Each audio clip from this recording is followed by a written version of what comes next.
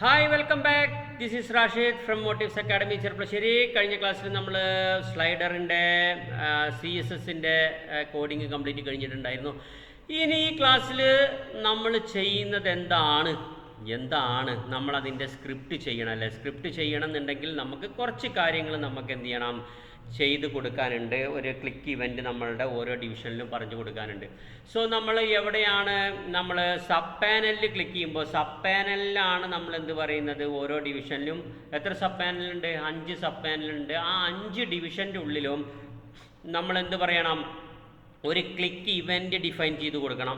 ആ ക്ലിക്ക് ഇവൻറ്റിൻ്റെ ഉള്ളിൽ നമ്മളൊരു ഫങ്ഷൻ ഡിഫൈൻ ചെയ്ത് കൊടുക്കേണ്ടതുണ്ടോ. ഇത് ഫങ്ഷനാണ്.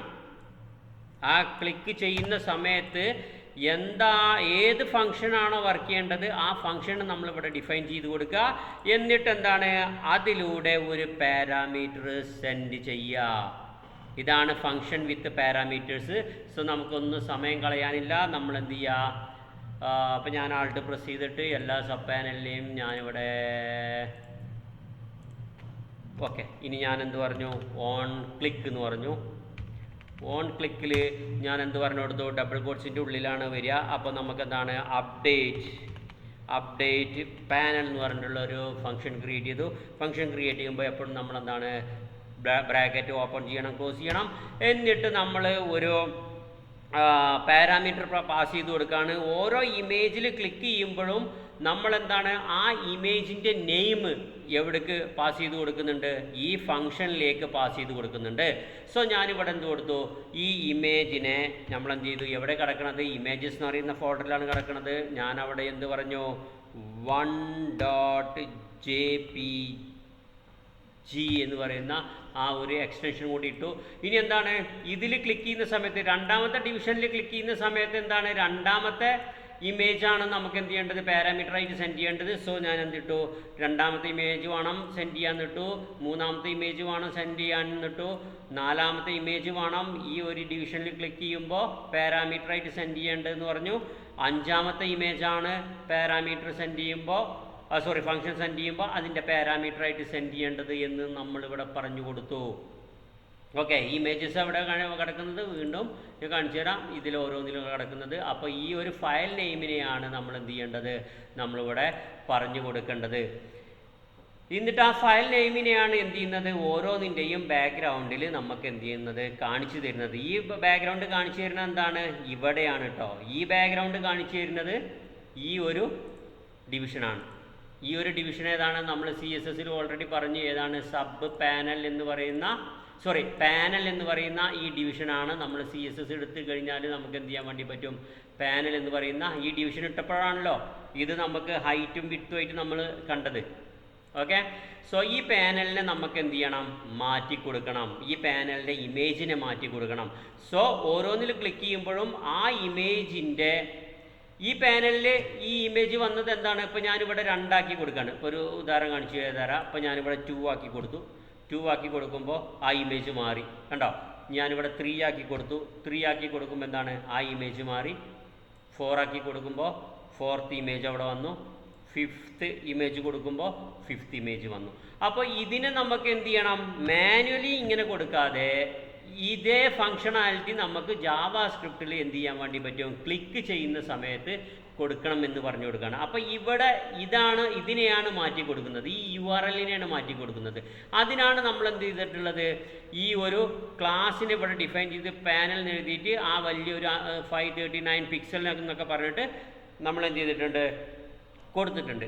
ഇനി ജാവാ സ്ക്രിപ്റ്റിൽ DOM ആണ് നമ്മളിവിടെ ഡോം യൂസ് ചെയ്തിട്ട് ഇതിനെ മാറ്റി കൊടുക്കണം, ഈ URLനെ മാറ്റി കൊടുക്കണം. അതിന് വേണ്ടിയിട്ട് നമുക്ക് എന്താണ്, ഇവിടെ ഒരു ID വേണം.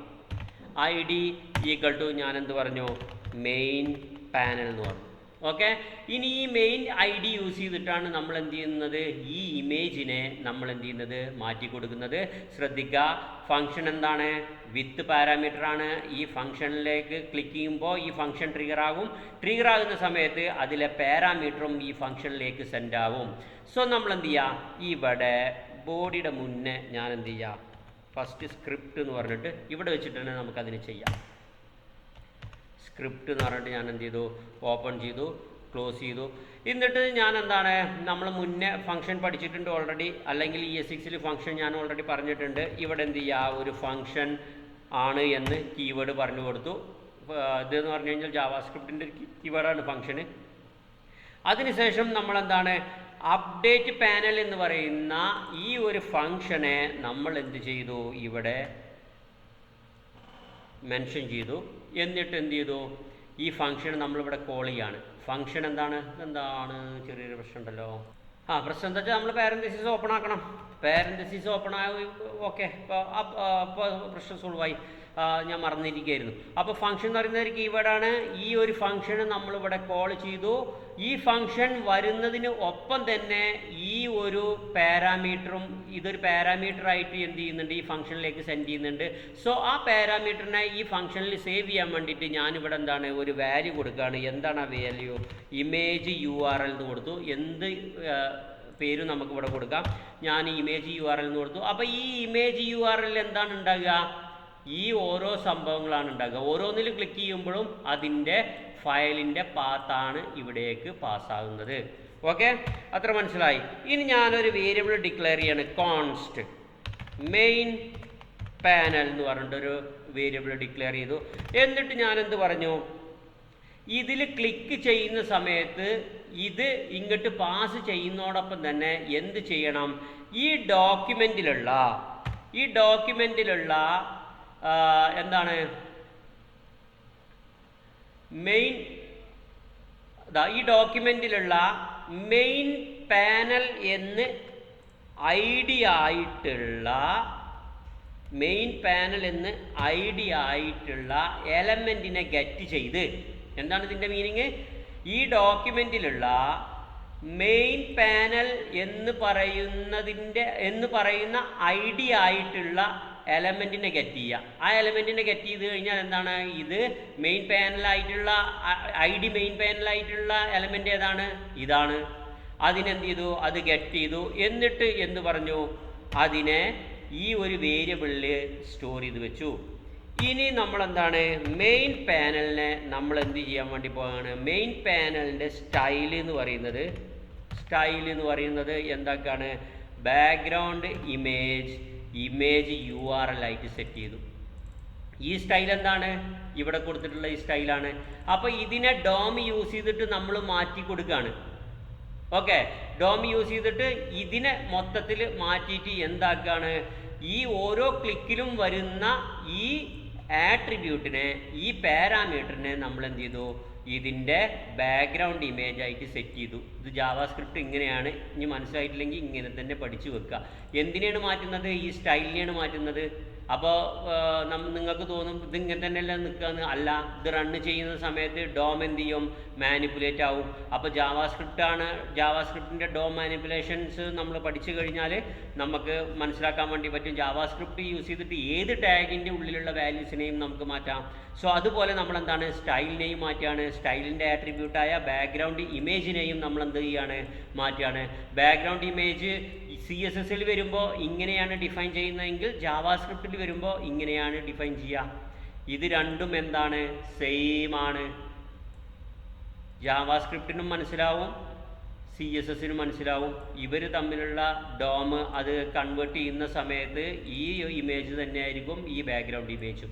സോ അതിലേക്ക് എന്ത് വന്നു, ഈ ഇമേജ് URL വന്നു. അപ്പോൾ ഈ മെയിൻ പാനലായിട്ടുള്ളതിൻ്റെ സ്റ്റൈലിനെ മാറ്റി മെയിൻ പാനലായിട്ടുള്ള ഈ ഒരു ഡോക്യുമെൻറ്റിൻ്റെ മെയിൻ പാനലായിട്ടുള്ള ഈ ഒരു ഡോക്യുമെൻറ്റിൻ്റെ ബാക്ക്ഗ്രൗണ്ട് ഇമേജ് നമ്മൾ എന്ത് ചെയ്യാണ്, ഓരോ ക്ലിക്കിലും മാറ്റി കൊടുക്കുകയാണ്. സോ ഇനി അത് വരുന്നുണ്ടോ നമുക്ക് നോക്കാം.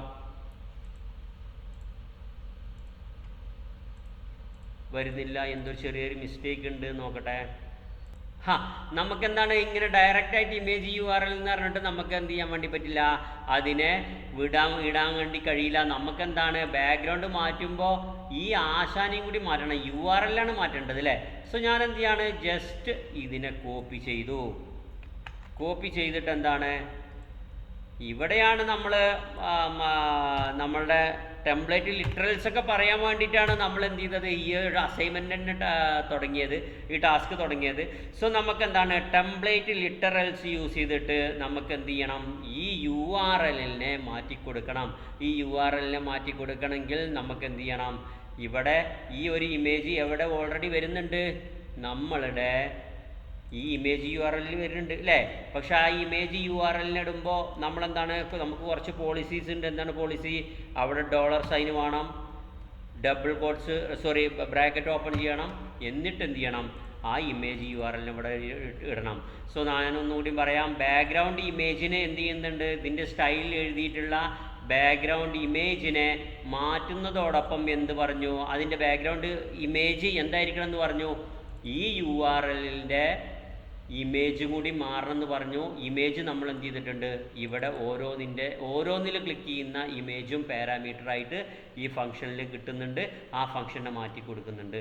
ഇനി നമുക്ക് എന്ത് ചെയ്യാം, അതിനെ ക്ലിക്ക് ചെയ്ത് കൊടുക്കാം. ഓക്കെ, മാറി, നാലാമത്തതും മാറി, അഞ്ചാമത്തതും മാറി. ഇനി നമുക്കെന്താണ്, ഇങ്ങനെ മാറിയാൽ പോരാ, നമുക്കെന്താണ് ഇതിന് ചെറിയൊരു അനിമേഷൻ കൊടുക്കണം. അനിമേഷൻ കൊടുക്കണം എന്നുണ്ടെങ്കിൽ നമ്മളെന്താണ്, നമ്മളുടെ ഇതിൻ്റെ CSS എഴുതിയായിരുന്നു. ആ CSS-നെ ഞാൻ എന്ത് ചെയ്തു, ഇവിടെ ഓപ്പൺ ചെയ്തു. CSS-നെ ഓപ്പൺ ചെയ്തിട്ട് നമുക്കെന്താണ്, എന്തിനാണ് നമുക്ക് അനിമേഷൻ കൊടുക്കേണ്ടത്, ആ ഭാഗത്ത് നമുക്കെന്താണ് ഒരു ട്രാൻസിഷൻ അപ്ലൈ ചെയ്യണം. എന്തിനാണ് നമുക്ക് ട്രാൻസിഷൻ കൊടുക്കേണ്ടത്, മെയിൻ പാനലിലാണ് ട്രാൻസിഷൻ കൊടുക്കേണ്ടത് അല്ലേ. ഈ മെയിൻ പാനൽ, അതായത് നമ്മളുടെ ഈ ബാക്ക്ഗ്രൗണ്ട് വരുന്ന ഈ മെയിൻ പാനൽ ഏതാണ്, ഇതാണ്. അതിന് നമ്മൾ എന്ത് ചെയ്തിട്ട് ഇതാണ്. അതിന് നമ്മൾ എന്ത് ചെയ്തിട്ടുണ്ട്, ഇപ്പോൾ ഒരു ID കൊടുത്തിട്ടുണ്ട്, മെയിൻ പാനൽ എന്ന് പറഞ്ഞിട്ട്. അപ്പോൾ മെയിൻ പാനലിനെ നമ്മൾ ആക്സസ് ചെയ്യുമ്പോൾ അത് ID ആണല്ലോ. ID ആണെങ്കിൽ നമ്മൾ എന്ത് ചെയ്യണം, ഹാഷ് ഇട്ടിട്ട് ആ മെയിൻ പാനലിനെ കോൾ ചെയ്യണം. ക്ലാസ് ആണെങ്കിൽ ഡോട്ട് ഇട്ടിട്ട് നമ്മൾ എന്ത് ചെയ്യണം, അതിനെ കോൾ ചെയ്യണം. ഇവിടെ ഇപ്പോൾ ID ആയതുകൊണ്ട് ഞാൻ എന്ത് ചെയ്തു, ഹാഷ് ഇട്ടു. ID എന്തിനാണ് കൊടുത്തത്, നമ്മളുടെ ജാവാസ്ക്രിപ്റ്റിന് അതിനെ ക്യാച്ച് ചെയ്യാൻ വേണ്ടിയിട്ടാണ് നമ്മൾ എന്ത് കൊടുത്തത്, ID കൊടുത്തത്.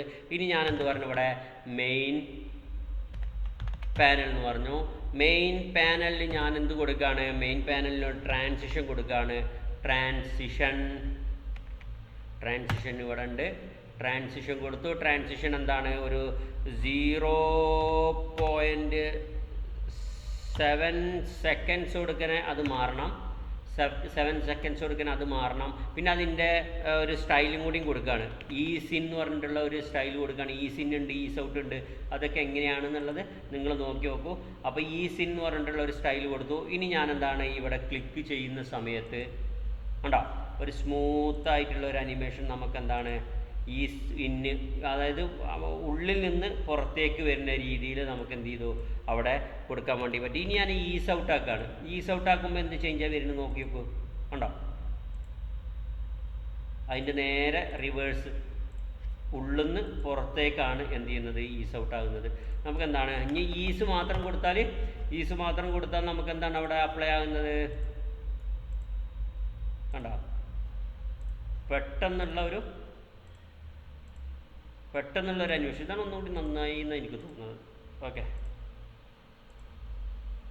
ഇനിയിപ്പോൾ നമ്മൾ 0.1 സെക്കൻഡ് എന്ന് പറഞ്ഞിട്ട് കൊടുക്കുകയാണ്. 0.1 സെക്കൻഡ് എന്ന് കൊടുത്തു കഴിഞ്ഞാൽ അത് കണ്ടോ പെട്ടെന്നായി. ഇനി 0.9 സെക്കൻഡ് എന്ന് പറഞ്ഞിട്ട് കൊടുത്തു കഴിഞ്ഞാൽ നമുക്കെന്തായി, അത് കുറച്ചും കൂടെ വെയിറ്റ് ലാഗായിട്ട് വന്ന മാതിരി. ഇനി 1 സെക്കൻഡ് കൊടുക്കുകയാണ്. 1 സെക്കൻഡ് എന്ന് കൊടുക്കുമ്പോൾ കണ്ടോ അനിമേഷൻ സ്ലോ ആകുന്നത് കണ്ടോ. ഇപ്പോൾ ഞാനിവിടെ ഒരു 3 സെക്കൻഡ് കൊടുക്കാം. 3 സെക്കൻഡ് കൊടുത്താൽ വർക്കാകുമെന്ന് അറിയില്ല, അത് നമുക്കൊന്ന് നോക്കി നോക്കാം. യെസ്, 3 സെക്കൻഡ് കൊടുത്തു കഴിഞ്ഞാൽ ഓക്കെ. ഇവിടെ ഈസിൻ ആക്കണം. 3 സെക്കൻഡ് തൊട്ട് ഈസിൻ ആക്കണം. വെറും ഈസ് കൊടുക്കുമ്പോഴാണ് നമുക്ക് എന്ത് ചെയ്യണത്, അത് പെട്ടെന്ന് ചിലത് കണ്ടോ വളരെ 3 സെക്കൻഡ് തൊട്ട് ആ അനിമേഷൻ. ഓക്കെ, നമുക്കിവിടെ എന്ത് ചെയ്യാം, നമ്മൾ നേരത്തെ കൊടുത്ത പോലെ തന്നെ ഒരു 0.7 സെക്കൻഡ് തന്നെ നമുക്ക് കൊടുത്താൽ മതി. ഓക്കെ ഗൈസ്, അപ്പോൾ എന്താണ് ജാവാസ്ക്രിപ്റ്റിൽ നമ്മൾ എന്തിനാണ് ഫങ്ഷൻ വിത്ത് പാരാമീറ്റർ, എന്താണ് ടെംപ്ലേറ്റ് ലിറ്ററൽസ്, എന്നുള്ള കാര്യങ്ങൾ ES6 പറഞ്ഞു വെച്ച അത്രയും കാര്യങ്ങൾ നമ്മൾ എന്ത് ചെയ്തിട്ടുണ്ട്, ഇവിടെ ഒരു ടാസ്ക് ആയിട്ട് നിങ്ങൾക്ക് നമ്മൾ പറഞ്ഞു തന്നിട്ടുണ്ട്. ഇനി ഇതിലെന്താണ് ഒരുപാട് ടാസ്കുകളുണ്ട് ഇത് റിലേറ്റഡ് ആയിട്ട്, അത് നമുക്ക് എന്താണ് പ്രാക്ടിക്കലായിട്ട് നമ്മൾക്ക് ഇവിടെ ചെയ്യാം. സോ എന്താണ് എല്ലാവരും പ്രാക്ടിക്കൽ ഇപ്പോൾ പറഞ്ഞു തന്ന കാര്യങ്ങൾ വളരെ കറക്റ്റായിട്ട് ചെയ്യുക. എന്നിട്ട് എന്താണ് നാളത്തെ ക്ലാസ്സിൽ പുതിയ കാര്യങ്ങൾ അസൈൻമെൻറ്റ് തന്നിട്ടുണ്ടാകും, ആ അസൈൻമെൻറ്റ് കറക്റ്റായിട്ട് ചെയ്ത് നിങ്ങൾ സബ്മിറ്റ് ചെയ്യുക. Okay guys, see you in the next video.